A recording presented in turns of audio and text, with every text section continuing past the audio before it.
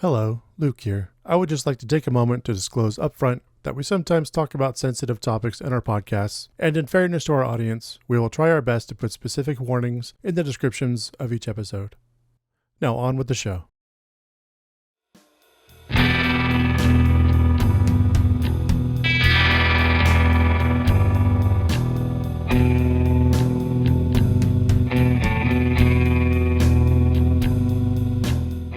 Everyone glamorizes the past. Do golden memories really last? Well, let's put them to the test and dust off our VHS. I don't remember all this filler. Thought Stifler was so much chiller. But this rewatch was a true nostalgia killer. Yeah, this rewatch was a true nostalgia killer. On a quest for thrills and laughs. Room fills with silence and some gasps. Mr. Zombie's script is filled with so many gaps. But surprised that Hacker slaps. Don't wanna sound like a red pillar. Still love Lynn Shane and Benjamin Stiller. But this rewatch was a true nostalgia killer. Yeah, this rewatch was a true nostalgia killer for me. Nice, man. Yeah. Yeah, I liked it. I think we can work that into a tune. Yeah, I mean, like, obviously, no melody or beat or any kind of... And welcome to the Nostalgia Killers podcast, where we revisit films, but not today. Today, we revisit our first year as a podcast. Whoop, whoop. Which is still technically from our youth. Yeah. And we shall see if it holds up or gets inserted into the great podcast graveyard. Yeah, exactly. And we cherish and love your hate. We don't care. Exactly. I'm Luc Londe, joined once again, almost as always, by Chuck Starzenski. Hello. What a fabulous night. First of all, the stars are out. Everybody, you know, I really hope... I don't want to name names, but I really hope they take it in the best director category. Play the move along music, please. And as always again, Javier Martinez. Thank you. Glad to still be doing this 1 year later. Yeah. Wow. Yep. We did it, guys. Yeah. Did it. Woo! We did it. And once again, Chuck's going on vacation. That's right. Bowing out. Just do a couple podcasts and fucking dip. That's right. My MO, not going to change it. Thanks to all that Patreon money, right, Chuck? Exactly. Thank you once again, Javier Martinez. You alone bought some beautiful plane tickets. Don't say that. They're going to believe you.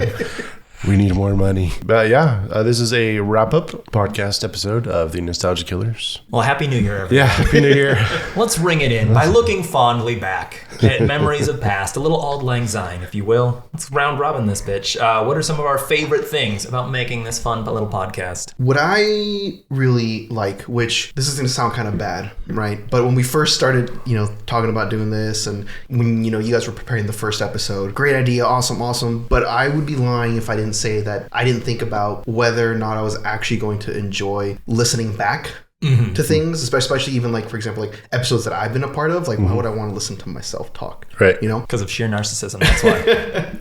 So I was a little worried, and there's always things too, like, sometimes things in your friend circle are like a lot funnier, but then when you share them with people outside of that circle, it's like, oh yeah, that did sound weird coming out of my mouth that time, and at work versus, whatever. But what I really enjoyed is that I actually do listen to the episodes. I've had a blast listening to it. I think we're very palatable, and it's just, it doesn't sound like, we're being at all like condescending or, snobbish about like, we know all this about film or anything like that. It's very like in the middle, like we hit some of those moments. It's Leonard Maltin meets the Chris Farley skit where he's like, remember when you were in that? Yeah. You did that thing?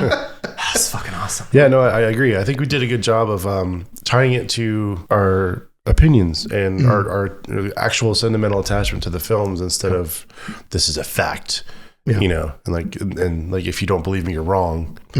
It's completely open while trying to keep it on some kind of rails, the script that we turn through for each episode. Yeah, I think we did pretty good. At the beginning, if you listen to the first episodes, we didn't know what the fuck we were doing. No, we were still having fun though. We said, let's get some microphones, sit down and talk about movies. Yeah. Yeah, no, it was good. Mine is the ritualistic torment. So I think everybody needs some of this in their lives if they don't have it. And on a weekly basis, we get to watch films that we have nostalgia for and probably get our hearts destroyed by watching them again analytically.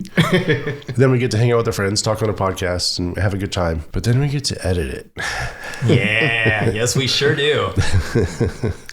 And it's not, I don't, torment's a strong word, but it is work. And I personally don't listen to the podcasts, especially the ones I edit. I listen to the ones I don't edit. So Chuck does it every now and again. And while I'm editing, I'm laughing. I'm loving the show. Yeah. I do love listening to the show. Well, that would be your way that you listen to it then. I mean, if you're... Yeah. I don't edit it for 3 hours and then go back and listen to it again. Yeah. No. I mean, I'd have to agree. If I was editing any of them, I probably wouldn't listen to that one either. That makes sense. Yeah. It's understandable. No, it's fun. I mean, I listen to 1,000 podcasts a day anyways, so I think we're fitting in. We're finding our rattle bing too. Yeah. Yeah. And we've done it enough now to where we can run a show and have it flow and have it, go move on to the next thing. Yeah, personally on the editing side of the coin, like when I'm editing pitch correction and things like that and changing volumes and making sure things aren't peaking and all of that, that's what I hate. But like as far as the actual editing, I love actually editing because I sit down and I'm like, I get to sit here and make all of my friends sound much more articulate than they actually are. Yeah. I get to cut out every third lip smack and and dead space, and then it's like play it back and it's like, wow, Javier, you should apply for a Mensa degree. You sound beautiful. Like, wow, you are such an articulate, wonderful gentleman. And thank you for doing that. Yeah, you're welcome. Mine is just getting to sit around drinking and bitching about movies and then finding out that a niche audience actually wants to hear it. Yeah. Like aside from someone that lives in my apartment with me, and sleeps next to me in the same bed and listens to it just for, the sheer fact that if I'm like, have you listened to my podcast? And she's like, yes, I've listened to your fucking podcast. Thank you so much for everyone who does listen to the podcast. Absolutely. Even if it's everyone that we know and people, especially people we don't know, but I've heard nothing but great things about it. Everyone wants to be on it. We have a hard time, we don't like turning people away, but we only have like a once a week schedule. But thank you everybody who's listened and told us, what you liked, what you didn't like. Thank you so much. Yeah, it's mind blowing to just like run into an acquaintance of an acquaintance and have them be like, dude, I listened to your show. Yeah. You're like, you? Oh, really? Nice. Yeah. Why? They're like, oh, because, and then they like usually pay you a compliment. Like, oh, because it's funny or because it's interesting or this, that. And it's like, oh. You know what? I'll pay for your gas. Exactly. Nitpicks? Fixes? I've got a couple. Is this where it ends? Yeah, this is it. Yeah. Nitpick is that I don't want to do this anymore. No. My nitpick is more of just a personal one for myself because I edit myself a lot. My biggest nitpick is Chuck Starzenski's sporadic paused speech pattern. Because it's a fucking bitch to edit. There's so many weird non-essential colloquials that I throw in there. Like, well, it's like, and you know how it is. And then when and I say 6 of those before I get to my fucking point. So that's my biggest nitpick, is the episodes that aren't edited enough to cut all of that out. And I sound like a yokel. And then my second nitpick is just that I wish the second act was just a smidge sexier. Sometimes like suspicious connections or trivia can drag a little bit. Yeah. Oh yeah, that's crazy. I didn't know Jim Carrey was interested in this. And like, I didn't know this and that. And then we get to like fact 20 and I'm like, they use the same paint on the handrails that they used in Home Alone. All right, so I'm glad everyone loves cedar blue. Perfect. We will be sexying up Act 2. Well, yeah, we'll figure that out. We've already started. We tried to add some context to when the movies are released and stuff. We realize now that some people just aren't interested in that stuff. We aren't really either. I felt like we were doing our due diligence. Like, hey, we did research. Oh yeah, and I think it's still good. Like, and it's still fun learning about it. But I'm just like, there's a way to put a little, take that peanut, wrap it in chocolate, wrap it in a candy coating, and have it be more enjoyable. No, totally. Yeah, that's what I had on my first nitpick but it was a very vague, like, we need a little some spice, but that was like my vague one of like, I don't have a solution for it. I just know that we need to do something about it. Sure. And mine wasn't necessarily Act 2 specific. It was just more show specific. Show specific. Oh. It's just that thing where like we need something to push us beyond what we're doing now. What we're doing now. That's not to say, again, love listening to the show, and like you guys said, we've been getting nothing but pretty positive feedback. We owe it to our listeners to just take it to that next level, and I just don't know what that is yet. Just had a thought. What if it was like a Jerry Springer level? Like, it's like we're gushing about like, oh my god, The Goonies is like the best movie ever made, and all of a sudden Luke's just like, Well, some of us think that. A couple of us have different opinions, and all of a sudden we just like out from like behind the stage comes like 4 people that just come up and like, Goonies is dog shit! And then just, fight breaks out, chairs are thrown. Robert, you don't like the Goonies? Yeah, exactly. Goonies suck. Red Dawn forever. Yeah, exactly. We need more engagement from the followers. And again, that's not like tell everybody like, hey, you guys need to do this, right? Yeah. I mean, you should follow us if you haven't already. You should be sharing us if you're not.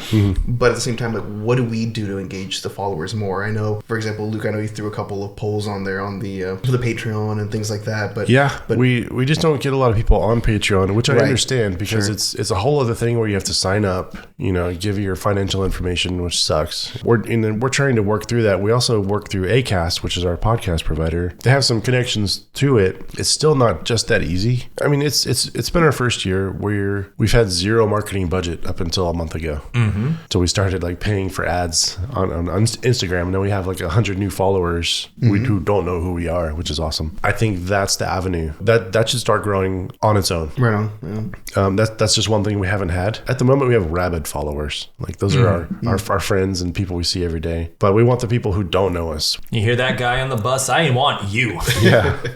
If you're not subscribed yet, please subscribe. And I want to thank Javi for actually going to Patreon and listening to the post show for that one where I revealed the horrible secrets about Home Alone, about my life. I try to not bury the lead, but like incentivize people to go to Patreon by like disclosing horrible things about my life.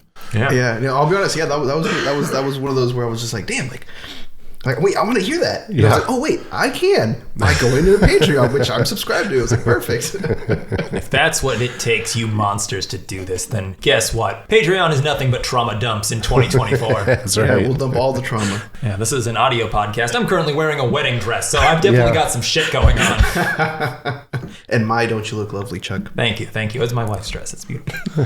She's got great taste. But let's get wistful. What was everyone's favorite rainy day pairing this year? Mine was one of Luke's pairing. It was the Master and Commander. Oh, yeah. With Pirates of the Caribbean. Oh, nice. Oh, yeah. Yeah, and I think that was the one because there's some pairings that are like really like, oh yeah, like this is the obvious pairing. Yours, I wouldn't say was like the obvious pairing, but I feel like it should be. Out of everything, like that's the one that I need to go back and rewatch. Right. Master Commander, because I haven't seen that in a while, but I remember so good. When I do it, I try. My idea for that segment is for people to pick a movie that's not just something that's obvious, not just related in a top level way, but something deeper meaning to you. Like for instance, mine was my favorite movie still of all time is Confessions of a Dangerous Mind, and I looked back on there. And I didn't remember what I paired with it, but I paired Moon with it, and I'm like, fuck yeah, that's a great idea. Yeah, and I spent the other day watching that. So. All right, yeah. I went baseline. I went crowd pleasing. I went. What do I want to see? If I was walking down the street and saw like a double billing, like just on a marquee. Okay, yeah, sure, fuck it. Let's kill like 6 hours. I went with, again, full disclosure, all of my answers are going to be very narcissistic because I did not do my homework and I did not go back and listen to previous episodes. I just looked at my own notes. So my favorite is Hedwig and the Angry Inch and Phantom of the Paradise. I still need to watch Phantom of the Paradise. It's so fucking good. It's Brian De Palma. Yeah.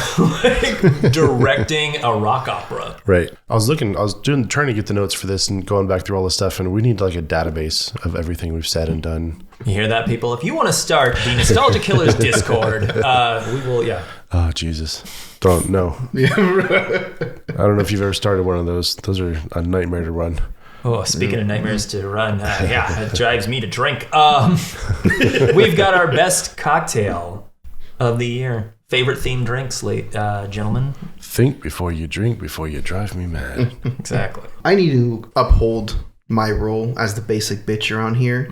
And I gotta say that immediately I had to go with the Rainbow Rhino from the Death to Smoochie episode. Oh, dude, that was so good. Just pure, like the minute I took a sip of that, I was like, yeah, give me a gallon of this right now. It's a rocket ship. Yeah, as a bartender, I am very ashamed to admit as well that I apparently am a tipsy bartender because I also said the Rainbow Rhino. Yes, nice. Yes.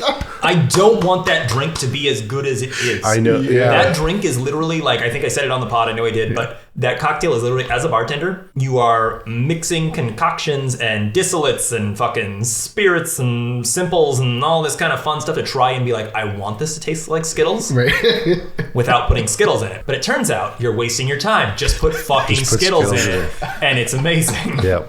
I went with the Destroy Something Beautiful from Fight Club. That was, you weren't there. I didn't. I heard it and it sounded great, but I didn't. That was a fun night. Yeah. We drank too much on that Exactly. podcast, and it got out of hand, and it was 2 hours long. And I apologize, but it was fun.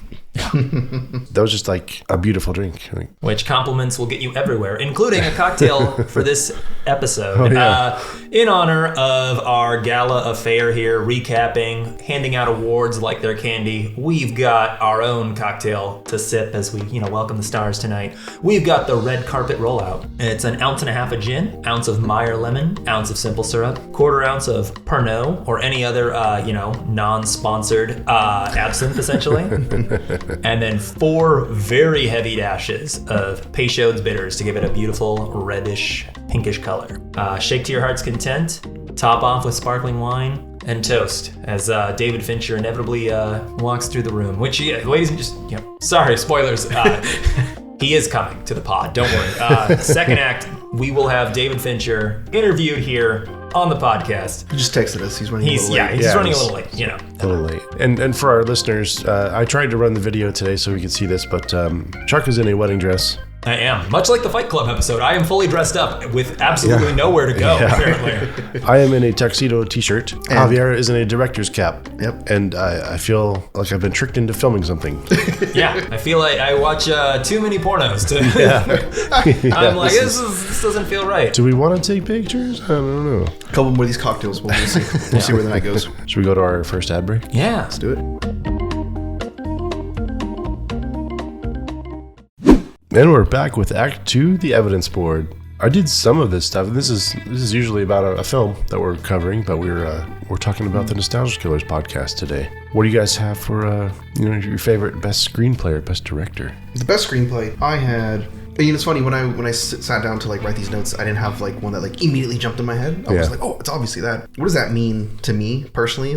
So I ended up picking Pirates of the Caribbean. Okay.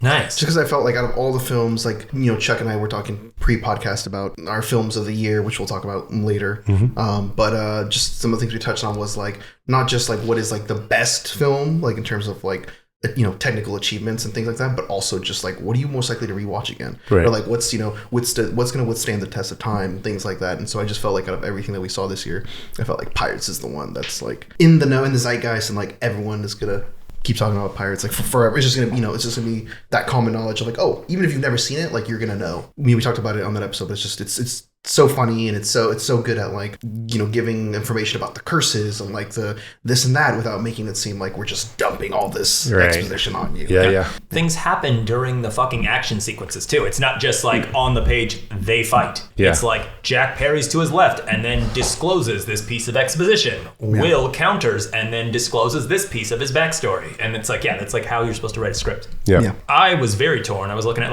all the old episodes and was narrowing it down and was sweating, and I was just I can't talk best screenplay without talking about John Waters. So I get the Serial Mom. It's just so sharp and fast and quick, and every joke is it's a joke a minute, but they're worked in just so fluidly. It's perfect. I went with Michel Gondry and Kaufman with Eternal Sunshine. Mm-hmm. Just despite their fighting, amongst themselves about the script and who wrote it and whatever and who changed it, just fucking awesome movie. Shout out, rest in peace, Tom Wilkinson. Yeah. Right. I forgot to text you guys about that. I was going to text you. Yeah, a couple days ago. Right. Which actually, I know you sent me I think you did. I think you sent me the screenplay. Yeah. Because I requested it, but I still haven't read it. But I need to see what this looks like on paper because it's got to be fucking. It's remarkably the movie is in the paper. It's remarkably the same thing, shot for shot almost, as Kaufman wrote it. Our favorite piece of trivia. Oh, what blew your mind? Or did you want to do best director? I did both. Oh, I just went in. What was your guys' best director? I had Tim Burton. Nice, because we covered two of his films, I think, maybe 3. 1.5-ish maybe. Oh. Fuck, you're right. Look at me. Look at me. Wow. I'm right. If you didn't get that was referencing Nightmare Before Christmas. Yeah, I'm kind of in the fuck Tim Burton field right now. Fair enough. Just put that on Henry Selick's name. Yeah, exactly. No, fair. But I get it. I love the idea. I guess it's just like the pieces that we did cover were kind of him in his prime. Yeah. Right? In terms of like, I guess maybe not directed, but his involvement. Yeah. In his creative giving us what was in his head. Mm-hmm. I mean, what was Yoff doing? Was it Edward Scissorhands or it was Batman, I think. I believe. Batman 2? Batman Returns, yeah. I can totally forgive him for making all those movies. But like to call Nightmare his movie, it's his idea. It's like those TV shows that have like created by, but they never worked past the pilot kind of deal. It's like, all right. But I totally get it. I love Tim Burton. I've always loved all this stuff. Once I started studying him, I liked him less because I learned that he was like a product of the studio system. He didn't just earn his way into being weird. He was just like brought up that way and then like shoved into the system. I don't mean to talk down your favorite director. Hey, you know what? That's okay. That's okay. It's still a Nostalgia Killers episode, so even this episode, we're killing crushing you the show's dreams. Yeah. That's permissible. Which kind of just to pause it real quick, it kind of goes into this meta thing. One of my favorite things about doing this podcast, this was an experiment from the beginning. We didn't know if this was going to hurt us, if this was going to like completely kill our lust for movies or stuff like that. But like going back and watching all these old films and learning all these horrible secrets, you have to like choose whether you want to know this stuff or not. Kill your darlings, like kill the things that you love. Totally, yeah. Doing this is an act of masochism. It just really is. Perfect transition. Speaking of masochism, my director was David Fincher. There you go. So talk about fucking brutal, old 100-take Jake over there. But no, I don't know. It's, as much as I hate that kind of Kubrick style, proof is in the pudding. Yeah. Yep. Yeah, I agree. And now, on to our favorite piece of trivia. Just in recent memory, I felt like I was able to blow all our minds by mentioning that Elf was filmed in the same lot as like Freddy vs. Jason, which was another favorite film of you guys. That was a fun one to learn. I was like, oh, they're gonna fucking love this. Yeah. No, that was good, and that was one of those that, like, I mean, because even some of the trivia that we've done, like, I was like, oh, I've heard some of that, or even I guess in doing research for the podcast, like, I've heard some of that, or some version of that story, but like that's the one that I'm like, no clue, had no idea.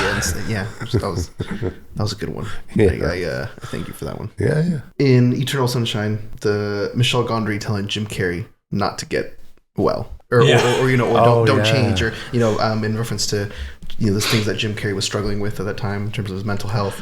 Yeah. Just because, like, again, it's not a nice piece of trivia. Chuck, you kind of referenced Fincher and Kubrick and some of those kind of the things that people go through to put these films on screens for us. And like you were saying, Luke, when you hear some of the stories about what went on or like how things were done, it's just insane. Like, but then again, in a weird way, not to like permiss some of the horrible things that have gone on. Mm-hmm. Some of those things, it's like, well, I don't know, like, would I, maybe with that specific thing, would I say something similar, or would I use a similar, It would be a horrible human experiment, but you'd have to do an experiment in a control version of this. Mm-hmm.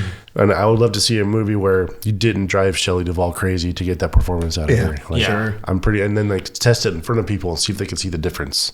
You didn't snap the mom's back from The Exorcist. Yeah. Exactly. You didn't slap someone. It was slapped them in the face too, right? Like that's from the same movie, I think. The original concept for portraying the gremlins was to put spider monkeys in monster costumes. Oh, yeah. Right. When I heard that in the episode, I wasn't a part of that episode. When I heard that. I listened to that too. Holy shit. That would have been wild.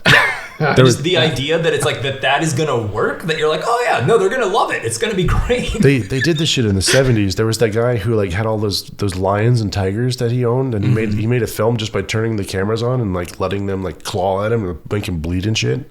What? Roar. I heard about this. Is it Roar? Roar. Okay. Oh, that sounds vague. And there's a documentary about it. Where he's like just the film itself turned into a documentary because a couple of people died. Okay, that's why it sounds familiar. Yeah. But like if you did the spiders monkeys thing, that's what would happen. Yeah, I think. exactly. They would have gone absolute primal and like destroyed the set, the people. Diseases would have been spread. All kinds of things. I don't even know what kind of monkey. I don't think you guys talked about what kind of monkeys. Oh, spider monkeys. Spider monkeys. Oh, spider monkeys. Okay. Like, it's like, wow, did you see that movie? It was great. great. Shame that Phoebe Cates doesn't have a nose anymore. Best alternative casting? Still my favorite. Well, the minute I heard it, I like rolled in my grave. Robert De Niro as Jack Sparrow. Oh, Jesus. That movie would have had no energy. I'm just thinking of The Irishman. Yeah, exactly. The Irishman is Pirates of the Caribbean. You're laughing. Captain Barbossa is making off with my ship, and you're laughing. Which again is so wild because I mean, I know we covered it on the episode, but at that point he was already like fucking 60 or something. Yeah, he was already old as shit. Right, like it's weird. It's just weird bad casting. Yeah. Like especially if the script was gonna stay the same and like he's supposed to be this, kind of raconteur and like this like eternally young, like prime of life kind of like bawdy pirate kind of character. And it's like, no, I don't buy that at all. Yeah, kind of had a toss up between mine because I had one that I was like, oh, like I really want to see that, and then I had the other one that was like I was convinced by Chuck that I need to see that, or because Chuck, you're the one who mentioned it, I think. But for the one that I actually thought was a good one, or that I was interested in to see that vision was the Elf for Jim Carrey. Oh Elf, yeah, like I really am curious, like how batshit that would have been, like more batshit than or like I don't know. Yeah, I wonder if it would have been darker. Just darker. Yeah. Because Carrie would have been like, no, he's got to be dark. He's got to be edgy. Yeah. Like, no, he's fucked up. This is a child who grew up without this. He needs to be fucked up. Yeah. Would have been way more slapstick, too. Would have been, Buddy just, like, running into, like, panes of glass and things like that. Yeah. And the one that I was convinced, Seth Rogen as Patrick in Eternal Sunshine. Oh, yeah. That would have been great. Chuck did the little line, and it was fucking... I listened to... I think I rewinded that specific... Like, your reading of that line...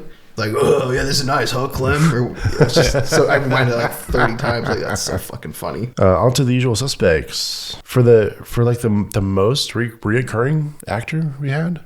Yeah, that's kind of what I was thinking. I've only got doubles. I couldn't find a 3 anywhere. You're right. I did the same thing. I only Well, it's because you gentlemen didn't cheat. I cheated. I guess, yeah. I went the anti-usual suspect, and I have Richard Dreyfuss because Richard Dreyfuss has turned down a role in literally a third of the movies that we covered on this podcast this year. He was supposed to be in Jurassic Park. He was supposed to be in that's a winner. That's a winner. Stay right there. tuned. He was supposed to be like literally like anything that was shot in the 80s or early 90s. He was like one of the first choices, and he's like, no, I'm Richard Dreyfuss. I am not doing this. This is not going to be better than American Graffiti. I won't do this. Exactly. Yeah, sorry. And you guys talked about that in one of the episodes. I don't remember what it was, but a lot of them. Yeah. It shows up on IMDb everywhere. Totally. Yeah, like he was going to be in everything. He was going to be in Howard the Duck. He was going to be in like a ton of movies. Yeah, that's right. That's a good fucking pick, man. I just got there's a bunch of doubles. Just once again, rest in peace, Tom Wilkinson. We had Eternal Sunshine and the villain in Rush Hour. Right. Yeah. But yeah, I mean, there's tons more. Like David Cross, Victor Wong, Macaulay Culkin, Kurt Russell, Michael C. Morona, and Christopher Lloyd. And I'll take this moment once again to thank our executive producer, Eddie Martinez. Thank you, Eddie. What an incredible year, Eddie. We wouldn't be here if it weren't for you. I mean, we would. We just wouldn't be doing this for this long without you, probably. So thank you. Yes, thank you. Thank you. I wish you could see it. I wish the camera worked. I'm so sorry. We'll take our second ad break. Ad break number 2. And we're back with Act 3 of the award categories. And we'll start with our favorite band name, which I was going back through the episodes and I realized we didn't start this until like episode 11 or 12, 13. So we need to revisit some of these things and come up with some. Oh, I'm down to retcon. Don't let Lauren hear you say that. Yeah, exactly. I know. Well, that's the thing is we also have this great smorgasbord of a podcast of all these little sections that some people really like, some people really hate, some people are mediocre about. And it's really difficult to pick which ones to amplify and which ones to knock off. But this is one of my favorites, and I think everyone I've talked to who's listened to the podcast, this is also one of their favorite sections. Yeah, you hear that, Lauren Heaney? This is one of the best. It's like being at a buffet. Just because you don't like ambrosia salad doesn't mean they're not selling a shit ton of green Jell-O with whipped cream on top. Yeah, but we need to not fill our entire plate with ambrosia salad. It's true. Is the thing, the message, I think. Thanks for adding more fuel to the fire. Yeah, Chuck, I don't even know how you picked one with like 500 plus band names. So all of the awards I did actually go through. Like I sat down and like, again, it was very narcissistic. I only chose my choices because I only had my notes. But I did go through and pretty meticulously like look over everything. Yeah, fair enough. I think that's kind of how we all did it. But for my best band name, I just really liked the alliteration of it. And it's also a band that I think I might listen to. Touchtone Terror from Hackers. I did Hackers too.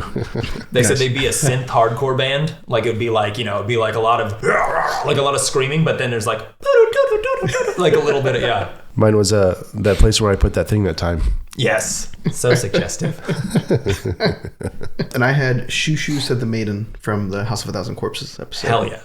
Just because that's the one. That one actually did immediately pop into my head for this category. Right. So I was like, oh yeah, that sounds like, yeah. I also love it when a line like really resonates, because I remember that resonated with Julia too. That was one of her band names. Mm-hmm. Yeah. On to best cinematography. This one was really hard. I tried I did not overthink it, because I had like a list of a bunch of scenes, and I was like, fuck it, I'm just gonna pick one because they're all great. Yeah. So I went with Hedwig flying over the crowd in the bar fight in slow motion, and Hedwig and the Angry Inch. Nice. Beautiful use of slow-mo. It constantly switches angles and positions, and like it goes from like contre-plongé to like you're seeing like a wide that is also just as meticulously filmed, because you're getting like everyone's reaction, and like it's a beautiful fucking shot. It's also part of a musical, a song, and it's also telling a story throughout all of the changes, from start to finish. And it's like there's no dead air, there's no dead spot. It's functioning as well as being artistic throughout the entire thing. In Eternal Sunshine, realistically the whole movie, but specifically the beach shots, for example, like the bed on the beach, like just I want that framed. Like that's like fucking gorgeous to look at. Like any of those, and then them going into the beach house after that, and then flooding with water, like just. Well, I took the easy way out too. I picked my favorite movie, Confessions of a Dangerous Mind, again, and I mean, there's just so many shots in that. But towards the end, when George Clooney's sitting in the pool and like the blood's dripping down his leg and it's like leaking into the pool, like I love the shot. I love the image, and like the idea of how they had to get that shot must have been a nightmare, because they could have only done it once without like draining the pool. I don't know, to get all the red out, and I don't know how they did it. Is that Channing Tatum in a dog collar award? I'm really sorry for picking it, but I had to. I had to. Ron Jeremy and Boondock Saints. Oh yeah. That piece of shit, but it's so good, and like Chucky talked about it. That's the one that like gets you that like guy. I don't know if I should say that I'm very surprised to see this person here because I know who they are, but like holy shit, it's Ron Jeremy. Everyone knows who Ron Jeremy is. He was involved in porn, but he was also in enough like TV shows and movies to where he's in part of pop culture. Yeah, whether or not you've had a little fireman time or not. To quote Mr. Defoe. I got Ariana Richards, who was the girl in Jurassic Park. She was also the girl in Tremors. Oh yeah, that's right. It was like, and like she's like never mentioned or like developed in Tremors at all, but she's just there. That's her. I've got multi-award-winning, Broadway-starring thespian Octavia Spencer as an ex-cousin in Blue Streak. Oh yeah, for 3 seconds. Right. Yeah, for like 3 seconds, she literally opens the door and it's like, your deadbeat husband is here. Jeez. Yeah. That's right. That's a good one. I mean, everybody's got to eat, so I'm not mad at her for doing it, but it's just such a mind blower that you're like, wait, what? Right on. Hans Gruber Deathfall Award. Zepp and Saw. Yeah, I almost chose. My feelings of Saw aside, I almost chose that one. That was my runner-up. Yeah, just we get that cool shot of him just bashing him with the toilet lid and the blood splattering up and the camera's moving with. Oh, it's so good. It is. I had to put that on there. I had another really close one, but that's the one that I went with. I might have your silver medal. I went with Freddy Krueger in Freddy vs. Jason. Just the shot of his own claw going through his chest, and he's like, "Ah, bitch!" And like keels over. Like it's just like, it's so perfect. He gets decapitated. Like they just like it's everything that any horror final girl has ever wanted to do to Freddy in one scene. It's fucking great. Chef's kiss. I kind of want to watch it now. At least just YouTube that scene. Just that scene. No. Don't. That was my verdict. Yeah, don't watch the movie. I stand by that. Don't watch the movie. Just again, like kind of like Boondock Saints. If you clip show a couple of these movies, sure, you can save yourself a lot of heartache. Yeah, I got just once again Patricia in Confessions of a Dangerous Mind. The double cross at the end of the poison, walking away, thinking she's won, and then getting to the hallway and realizing, oh, I feel sick. Yeah, and then this works for the cinematography too, because as she goes down, like Sam's in the back, just standing up. Real quick, my silver medal, by the way, Chuck, in case you were curious, was actually the blender kill. Oh, from Gremlins? From Gremlins, yeah. Yeah. As soon as you guys brought that up on the episode, I was like, fuck. I'm like, yeah, that's right. It's so good. I immediately got that flashback of just, I remember seeing that. Like, yeah. Again, mom needed to be in that a little longer. Yeah, like, just, 100%, she would have, cleaned the entire town out in a matter of 10 minutes. On to our favorite controversial hot takes. Well, I'll go first. Mine's funny because mine is just Luke. It's your Waterworld. It's a good movie. Yeah, you want to watch it? Yeah. That's actually That was amazing. You got thanks. Yeah, I don't know. At that point, I was like, "Fuck this! I'm just gonna go all the way and like try to throw this thing off." And for the listeners, that was a random insertion into what episode was it? It was no, it was Sunshine. It was Eternal Sunshine, and the reason I remembered it, I think at the end of the show, you did say it. Was that Jim Carrey was in Cable Guy, and at the end of Cable Guy, he's like, "I loved Waterworld. I don't know why anybody didn't like it." So does Luke. Yeah, You're not alone, Jim. Yeah, I actually watched it last week. It's great. Everyone should fucking watch Waterworld.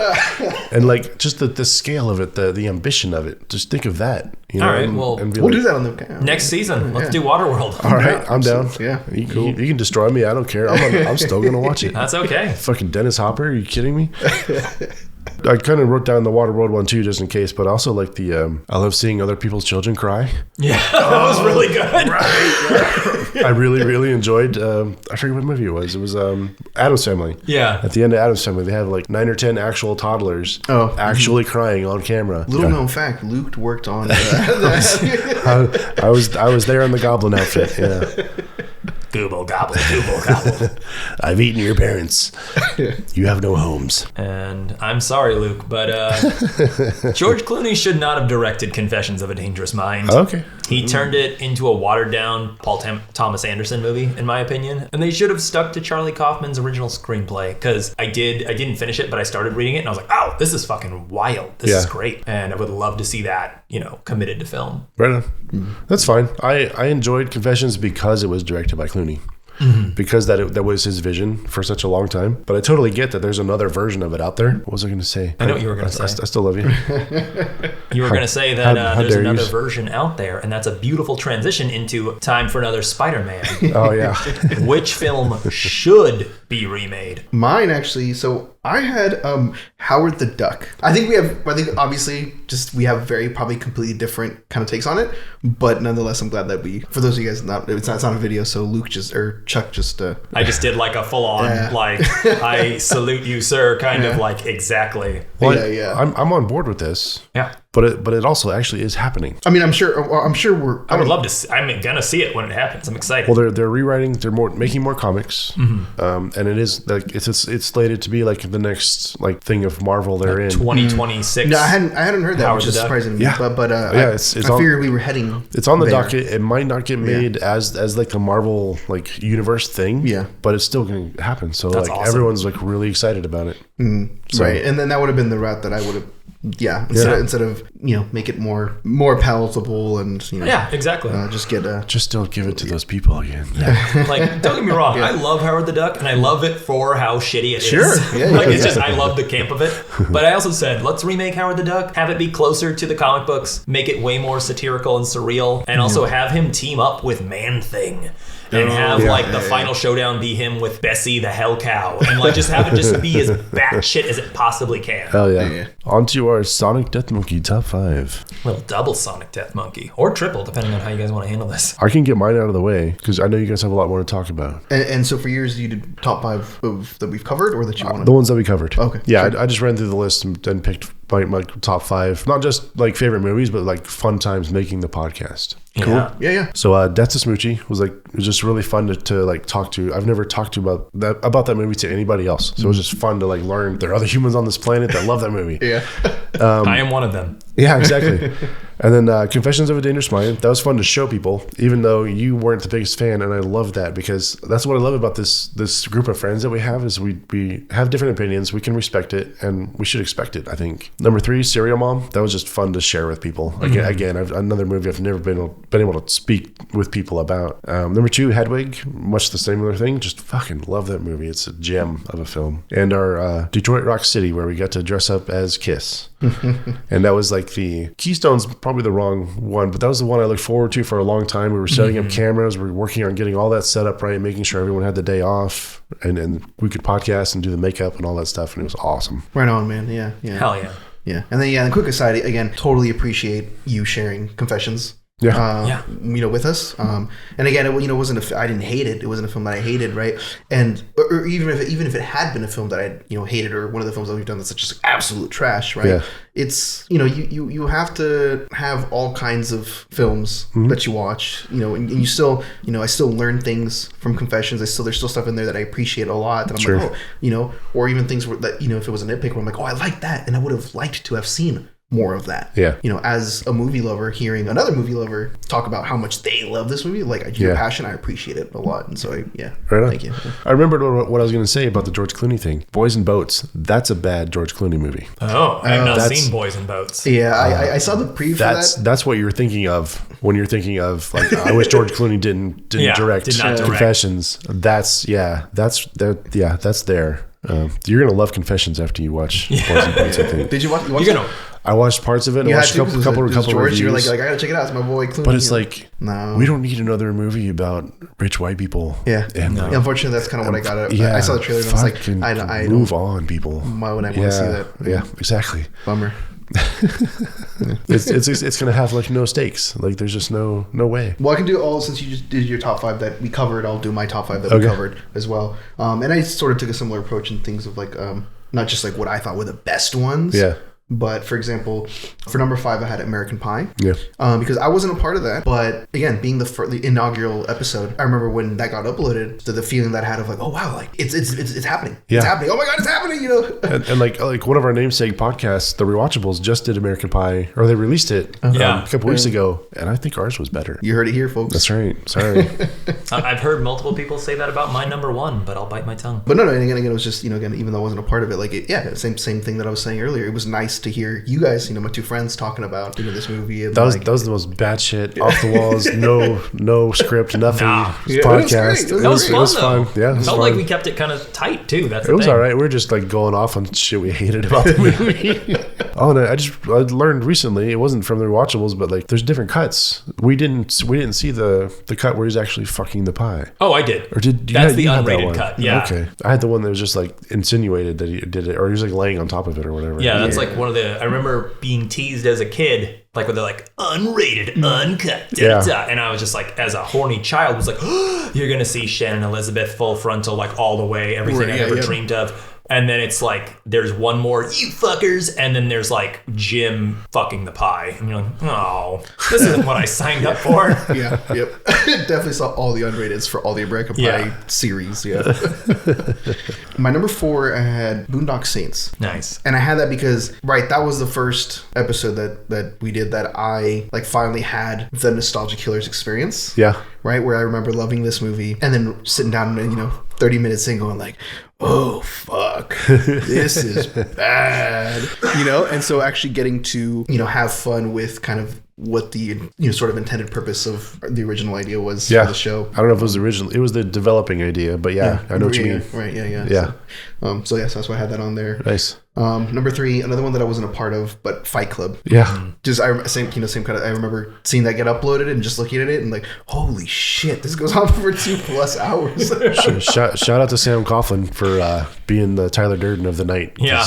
Yeah. And, and I remember seeing that one time, getting a little worried, like, but then listening to it, I had so much fun. It is. Yeah. It is. Yeah. It was bad shit. I had a blast just like listening to you guys. Number 2, I had Freddy vs. Jason, which again, even though I fucking hated that experience. I hated, again, we alluded to it earlier, but just seeing everybody's different opinions. Some people liked it, and finding that even though I was the minority in that group, still having a fun discussing that with you guys and seeing where we differed or where people, I also hated that, but I liked it. So, I think if we went back and gave you marks for like your reputation on the podcast, it is the foil. It is like the one guy who either didn't like it. You are the nostalgia killer. Yeah, that's the twist. That's awesome. It's like you've developed a character within a podcast. It's pretty good, man. And then number 1, kind of a weird one, but number 1, I had Christmas Vacation, and it was just because I think that's the one that I did like as a child, not like a teenager, but like as an actual like childhood nostalgia for that film. Right on. So, and that was the one seeing every Christmas, had all these connections to it. So that was like the one that was the most nostalgic to me. So doing that one, and that was also the episode where my sister Addie, our executive producer, was on too. Yeah. So having a family member there to kind of bounce some of that shared. For sure. Yeah. I still want to watch the Spanish version. I do too. It's like, you should have been thinking. I've been thinking about it. It's like, January now, and I totally still want to watch it. I'll watch it again. Yeah. That's gonna be great. That's awesome. My number 5 was your number 5 was American Pie, because you don't forget your first.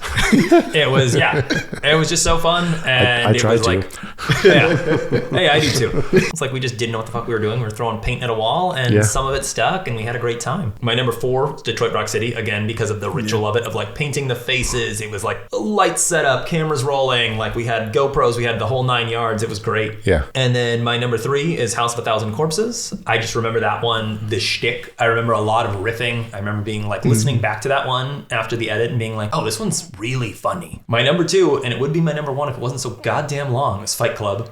That one was like, that's one that I've re-listened to a couple episodes. That's one I haven't, but I really want to, because it's just like there's so many little nuggets of joy in that episode that are so fun. And like Lauren and I sitting down, like we're gonna cook dinner, we're like, let's put on Fight Club and see what happens. And like we'll listen to like 10 minutes of it, and we'll get up, we'll cook dinner, we'll have a great night. We sat there just like on the couch clutching cushions, like just anticipating what's gonna come out of everybody's mouth next, just like whether it's gonna be horror or comedy or what. So like, oh my god, I can't believe I actually said that on a microphone. Jesus Christ. And then my number 1 is your number 1, Javi. It's Christmas Vacation. Nice. I just think it's the tightest episode we've ever done. Yeah. Like as far as like, it checks all the boxes. It's funny, it moves, and it's like everything that needs to be said about the film is said, and it's in a tight, like little beautiful 59-minute package. Like it's just like, I've had a couple people who, the podcast that we mostly rip off and ape. Sorry if you're listening, Bill Simmons. The Rewatchables. I've had a couple people tell me like, oh dude, I listened to the Rewatchables about Christmas Vacation. Your guys was way better. Like 2 separate people tell me that. So it's like, huge pat on the back for that one. So our second Sonic Death Monkey is top 5 movies we should cover on the pod in our next season, this season of 2024. You want to just bounce back and forth? Sure, and then can chime in if he wants to. Yeah. My number 5 is Super Troopers. Good It one. would just be so fun. I demand to be on that one. Oh, don't worry. Yeah. Not only do I know it word for word, I lived that life. Oh, do you meow? Yeah, I did meow. Who wants a mustache ride? Yeah. No cream. Yeah. I don't want a large farm. I want my goddamn liter of cola. Oh, God. Let's do it now. Let's just watch. Yeah. We got the TV going. Let's pull it up. To be continued. Yeah, we'll be back. Number 5, I have a personal favorite of mine. Fearless. Jet Li. Oh yeah, it's like a period piece. Good one. And it's in like in my personal like top 10 like ever of movies. Like I fucking love that movie. It's beautiful. But I actually haven't seen it in a minute, so I would love to just. I've never seen it, so it'd be an inauguration for me. It borders on a Chinese art film while still making sense. My number 4 is Dead Man on Campus, which is a campy like teen sex, or I guess college. So teens can still go to college. Teen sex comedy. If we do that one, we have to do PCU as well. Oh yeah. Gotta do PCU. That's a perfect double feature right there. Yeah, exactly. Another, just a college movie. All the people are way too old to be in it. Yeah. It's like Jeremy Piven Jeremy is like Piven's 48. balding, but he's a college student. I love that one still, despite its, problems. Number 4, and I don't know if Lauren's asleep, but number 4 is Shrek. Oh, Shrek is happening. Lauren is not asleep. She's actually getting drunk at a friend's house, which I will be soon too after this. Yeah, Shrek. Everybody knows Shrek. We gotta watch Shrek. Oh yeah. I haven't watched it. Yeah. Up to you if you want to be on that one, because I know at least 12 people that would want to be on that one. I know. Yeah, we'll see. I've totally seen parts of it. I'm aware of it culturally. Although as someone who hasn't seen it, I would love to get your take on it. Oh yeah, I'll be sure to make it. As a grown man watching it, if you guys bring me on, I'll make it entertaining. Don't worry. Still one of my favorite tweets of all time. If you want to understand millennial humor, Shrek and 9/11 happened in the same year. Yeah. Which is a mind blower, because wild. Yeah. My number 3 was Go, which if we're gonna we kind of did our very cookie cutter Christmas movies this year, but if we're gonna branch out and get into the Die Hard's a Christmas movie, Rambo's a Christmas movie, like that kind of thing, Go is definitely a Christmas movie. I don't really want to describe without spoiling it. Yeah, I haven't seen. I have no idea what this is. Spoiler alert. My number 3, I have Air Force One.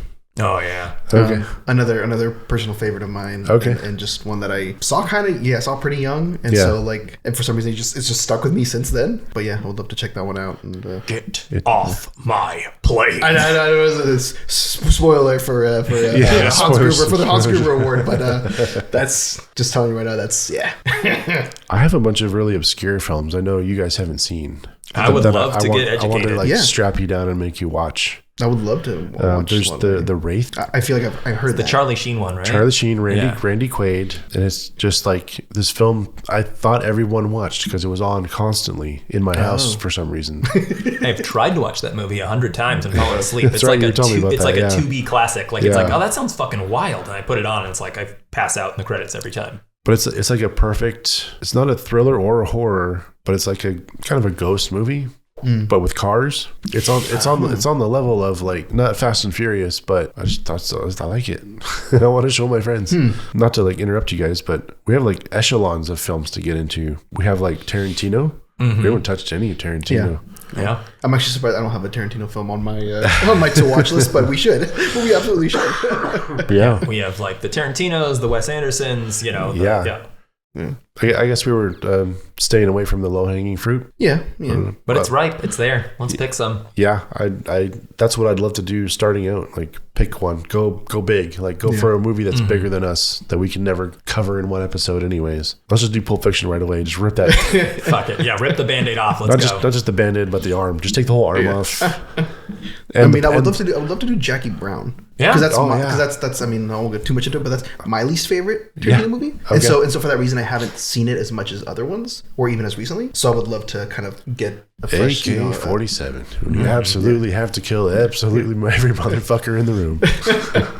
which you get. I mean, it's my least favorite, but again, that doesn't really compared to everything else. It's amazing. Yeah, I also don't watch it that much, but like when it's on, it's got its moments. Sure, and Sam Jackson's cooking in it. So that's an unsung hero for sure. My number 2 is a true nostalgia killer, as in like I haven't seen this movie since I was like 7 years old. If we're going like, I would like to start doing more of that too, by the way, like as a side note. I'd like to start digging more into like the recesses of like, oh yeah, this is like something I watched every day after school when I was a small child. Yeah, it's garbage, but we're gonna do it. My number 2 is Three Ninjas. Okay. Oh wow. Yeah. I have an accompaniment to that. It's called North Shore. Not aware. Nobody would be. But the actor has resurfaced recently in a YouTube video. It's pretty funny. But Three Ninjas. That'd be a great one. There's I remember that one actually. Just all that kind of like childhood garbage stuff, like Mr. Nanny and like Mr. Mom and Mr. Mom. Twin Sitters and all that kind of stuff. We were gonna do Mr. Mom. Yeah, that would be hilarious. Yeah. I gotta remember that. I can watch all these movies in my spare time. I don't have to do a podcast about them. I can just watch them and like them.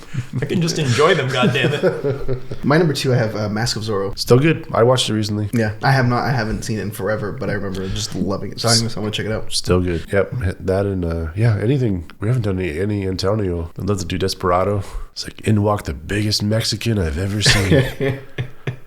My number 1 is Showgirls. We must do Showgirls. And I feel like that might be like, a season ender, basically, because I feel like I know so many people that would, love to be on the Showgirls pod. For my number 1, low-hanging fruit, but when I really think about it, it is the film that I have seen the most amount of times throughout the course of my life. Just like collectively in terms of like just numbers, like viewings.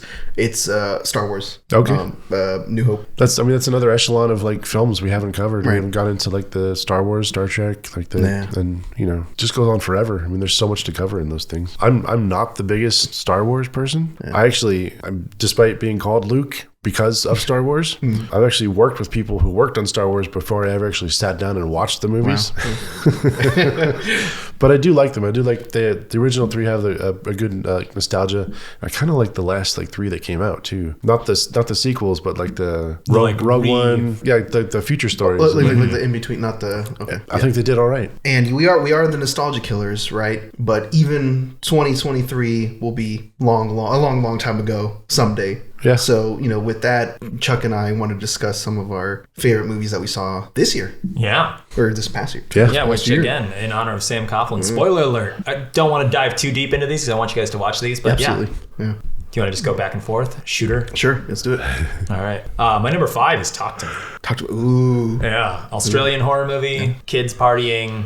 Basically find a literal monkey's paw, in that sense. And then things go haywire when they basically open a portal to the dead.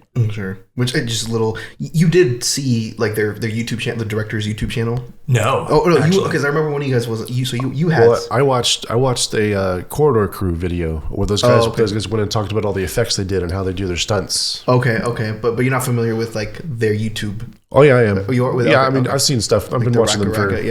Yeah, Cool, for long sure. time. Okay. Yeah, It's like some of the best like backyard wrestling stuff ever. Like they actually throw themselves around through doors and shit. And My number 5, I have Dream Scenario. Hell yeah. Which is the Nicolas Cage movie. Which I mean, the only thing I'll say about that without spoiling much is that like Nicolas Cage acts in it. Right. Which I remember when I was sitting down like watching, I was like, oh, holy shit, he's actually doing a character. Well, he's not doing kabuki anymore. He's going like actual like Stanislavskian style acting. Yeah. Like he changes his voice and the pitch like enough and like his just visually too appearance. Like I was like, holy shit! Like yes. Oh my god! Like it's been so long since we've seen. He's actually turning into a Capula or a or a Coppola, right? Yeah, and it was just such a fun watch too. I'm looking forward to watching that one. My number 4 is Beau is Afraid. 3 hours long. It is kind of torturous, but I think that's kind of the point. And again, it's not a perfect movie. I'm not going to defend this movie, but the first 45 minutes, I don't think I've ever laughed that hard in a theater ever. Yeah, just the sheer hell that Mr. Joaquin Phoenix is going through is like it's like even if you have just like the minute drop of interest in it, watch that chunk of the film at least. Mm-hmm. Yeah, that's funny because I mean I this didn't make my top 5. It was a little farther down my list because I truly only enjoyed the first 45 minutes, but I would love to rewatch it just because I think the second half of the second 2/3 of the film became a little too much for me, but I would love to just sit down and like, okay, let me give it another shot. So my number 4, and this is gonna sound silly, but it's really not. Number 4 is Saw X. I was blown away because again, it's not just like as a fan, because obviously I had that like fan kind of like bias towards it, but just the last 2 films before that were just utter garbage that I will never ever even step near like for the rest of my life. I just don't need to see them and I don't want to. And to see this, and then also like to hear like critics and like audience, going like, oh, that was like a good movie. And I was like, wait, really? You guys liked it too? Like, yeah. Not alone? Yeah, like they was like, oh, it was actually shot like really well, and they're actually like acting in it. Like there's actors and they're great. And it was just such a like pleasant surprise that it wasn't like an utter piece of garbage. Right. That it just I had to. It's just one of my memorable experiences, and I'm gonna rewatch it as soon as it's out on streaming or DVD or whatever. So my number 3 was Barbie, which I didn't expect it to go that high, but it did. Like I had such a fun experience in the theater. It was also not expecting to see a movie about a toy made by the toy company themselves, just like a crash course in fucking feminism and also like anti-capitalism and all kinds of weird stuff going on. Oh, it's never gonna happen again. Oh, I know. Enjoy it. There's no way they're gonna let that. They want Monopoly's next, and then whatever Hasbro's got going, Hot Wheels, all kinds of garbage. Hot Wheels, it's all gonna be trash. My number 3, I had Oppenheimer. Oh yeah, Oppie. Hey, there we go. Yeah. We did Barbenheimer. Yeah. That's pretty good. I just it's fucking like 3+ hours long, but it just. The whole time you're going and going and going and and the tension is just building and building and building. And then even, no spoiler alerts, but like the movie continues to happen after the explosion, right? Right. And it's still going and going. So you're like, well, I just saw a nuke go off. How am I still like But it's so good. And I'm not even the biggest Nolan fan, I'll be honest. Like he's fine to me. He's great. He's done amazing things, but like it's a very hobby I'd say thing like to the last 10 years for me have been like I don't know if Nolan. But it was great. And my number 2 was How to Blow Up a Pipeline, which I don't think enough people have seen. It's on Hulu, if anyone's interested. But yeah, it's radical is the one-word description without any spoilers. Like, it is like a movie. It is as advertised. It's How to Blow Up a Pipeline. So empowering without any kind of like slap on the wrist of like, well, see what happened to these kids. They, and the spoiler alert, it just is so like, whoa, this is a very strong movie that we need more of right now. My number 2 was Killers of the Flower Moon. Hell yeah. Similar to Oppenheimer, super long, but just like, although this one wasn't like, it didn't have that super quick kind of pacing, but definitely I was just, from the minute it started, I was so invested in Yeah. We had some mega movies come out this year. Yeah. And it was just Leo, such a horrible character, and like such horrible things happen in the film to just, it's just one of those stories that like needed to be told. And I don't know if like Martin Scorsese was the person who needed to tell that story, right? But he did amazing doing so, and I think he showed some level of respect towards like the story that he was telling. And sure. Yeah, it's great. My number one, Yargos Never Misses, was Poor Things. Ooh. Yeah, it was so fucking good. It was like a culmination of everything good about what he does in one movie. It had like the body horror. It had just the sheer off-putting dialogue. It had like the camera direction, everything. It was just so fun. Right on. Yeah, it was a little bit lower on my list, but I had that on there. It was very close. And my number one was Barbie. Hell yeah. I fucking love that movie. I've seen that movie 6 times this year. Like 4 of those times was like in theaters and twice has been like at home. Nice. It's so good. Yeah. It's just, I keep thinking like, okay, maybe this time like I'll kind of be over some of the stuff, like some of the jokes or whatever. Nah, it still hits and it's still just, yeah, I catch things that I miss. I still, it's so good.